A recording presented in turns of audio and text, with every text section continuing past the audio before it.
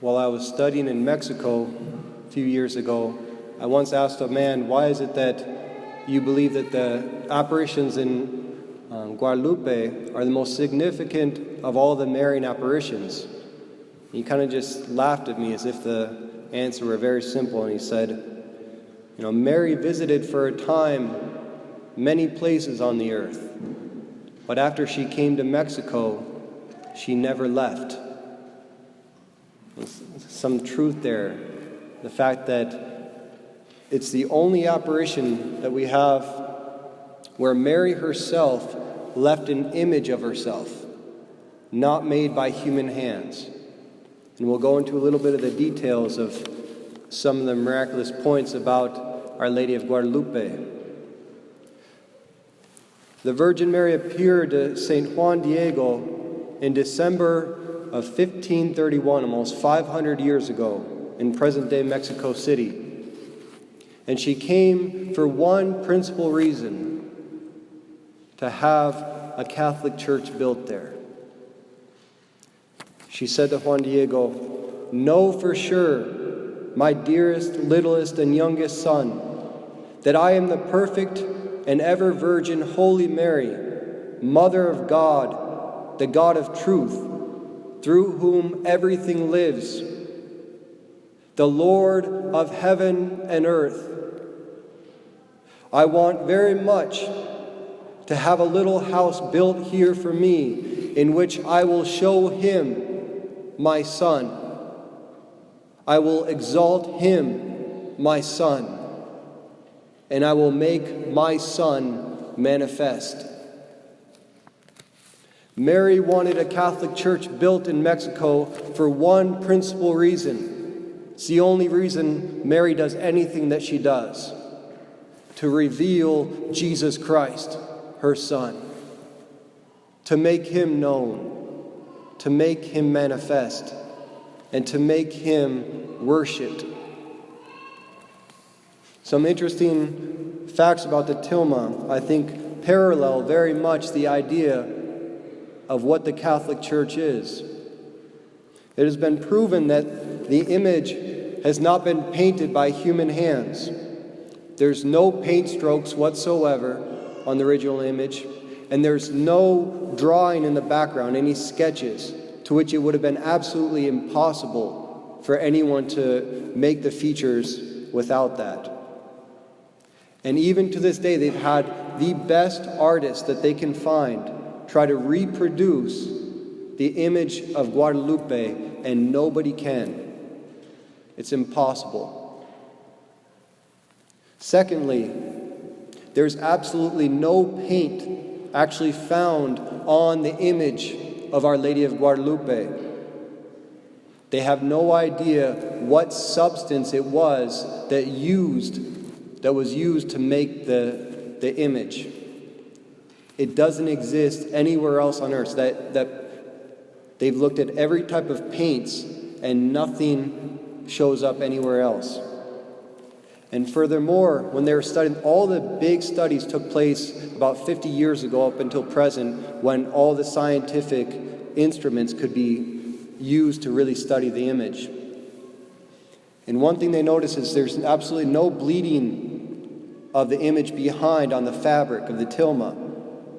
While scientists began to study it with very close microscopes, and they actually came to see that the image of Our Lady of Guadalupe is actually floating above 0.3 of a millimeter above the tilma.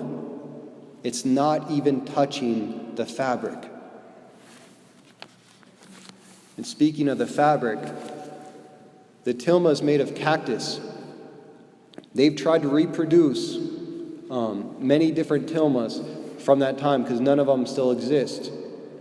The longest they can make a single tilma, the cloak that Juan Diego was wearing, lasts is 20 years.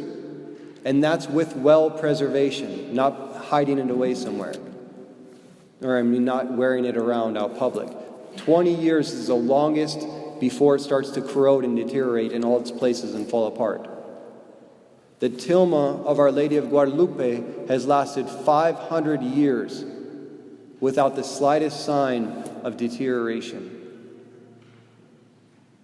Even more, the temperature of the tilma, can you guess it? 98.6 degrees. The same temperature of a human body. And it stays consistent throughout the whole year. And as they were studying, a group of doctors took a stethoscope and put it, the reason she has a band around her waist, in that time it signified pregnancy. Interesting enough, though, her band itself, though, represents also virginity. Something they'd wear much lower, though. She has it high because she's pregnant. So they put a stethoscope right underneath it, and they can still hear a heart beating at 155 beats per minute. Same as a newborn baby heartbeat would be at that time. And lastly, there's so many facts you can go into. This is just a few. In 1928, a communist Mason came dressed as a layperson, pretending to honor and venerate the image of Our Lady of Guadalupe, and he placed underneath it a box of flowers, but hidden within that were many explosives. Minutes later, after he had departed, it exploded. Everything within 20 yards was completely damaged. There was even a cross that stood, an iron cross that stood right to the right of the image of Guadalupe. It was bent in because of the pressure. And yet the image of Guadalupe, nothing. And it had no protection. It was completely exposed. We could really go on all night talking about some of the great phenomenon that are associated with the image, and I really would invite you to take some time to look into it yourself. No one's been able to explain it. But I think the bigger question here is, what was the point of Mary's coming? To build a little house for which she could manifest her Son. She came for this purpose alone, to build a Catholic Church. And why? Well, for decades, missionaries had been in Mexico with no luck. They could not find a way to communicate the gospel of Jesus Christ to the people there. And this is in 1531, just 10 years after the Protestant revolt, when hundreds of thousands of people left the Catholic Church in Europe. And so what happens? Mary goes west. She appears to Juan Diego in 1531. By 1541, historians of that time wrote that over 9 million people had come to the faith of Jesus Christ because of this apparition alone. 9 million. So many people think that Our Lady of Guadalupe is a natural image created by the hand of man. Hillary Clinton went there twice, and on her second trip there, saw the image and said, well, it's very beautiful, but who painted it? You still haven't got the point. It comes from God. It's the same thing with the Catholic Church, especially in our times. Especially in the United States of America. People have come to believe that the Catholic Church is merely a product of human hands, a human institution. But just as the tilma has endured without deterioration over just 500 years, so the Catholic Church, even with all the corruption within and without, has continued to endure. Even 2,000 years later,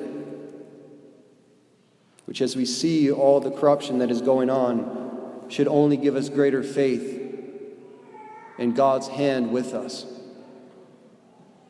Just as the tilma has a human temperature, so the Catholic Church is a living body, not a mere institution, but the very bride of Christ on this earth.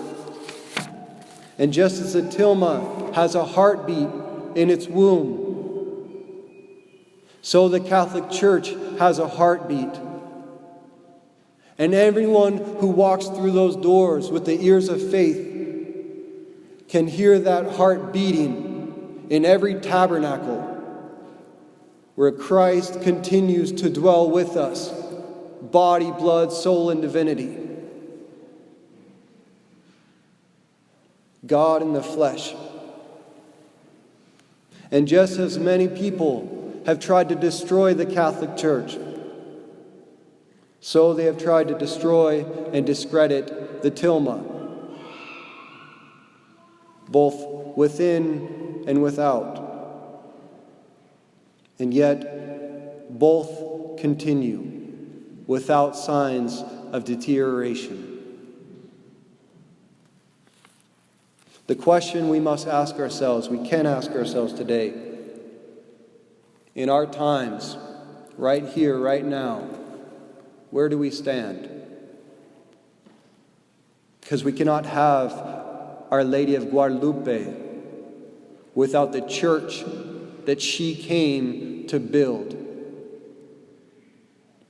We cannot be devoted to the woman standing on the moon if we're not worshiping the sun who causes her to shine.